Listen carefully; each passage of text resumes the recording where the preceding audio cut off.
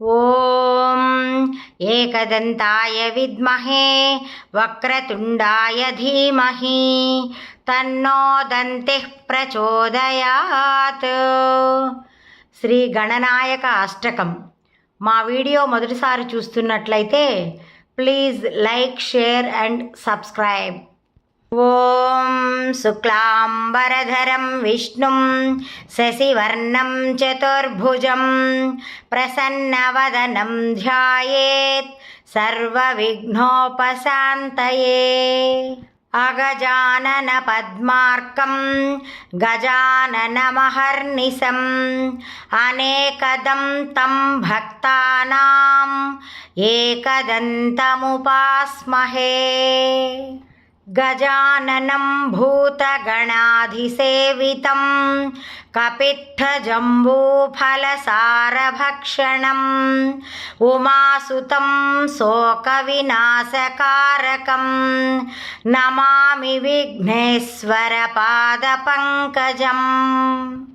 విఘ్నేశ్వరాయ వరదాయ సురప్రియాయ లంబోదరాయ సకలాయ జగద్ధితాయ నాగాననాయ శృతియజ్ఞ విభూషితాయ గౌరీసుతాయ గణనాథ నమో నమస్తే. ఏకదంతం మహాకాయం తప్తకాంచన సన్నిభం లంబోదరం విశాలాక్షం వందేహం గణనాయకం. మౌంజీకృష్ణాజినధరం నాగయజ్ఞోపవీతినం బాలేందుసకలం మౌళౌ వందేహం గణనాయకం.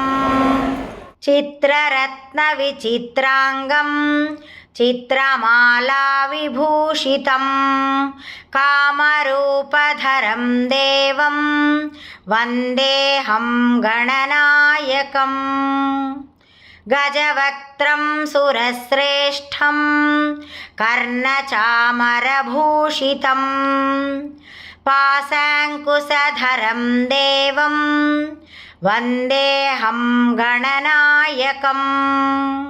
మూషకోత్తమమారుహ్య దేవాసురమహాహవే యోద్ధుకామం మహావీర్యం వందేహం గణనాయకం.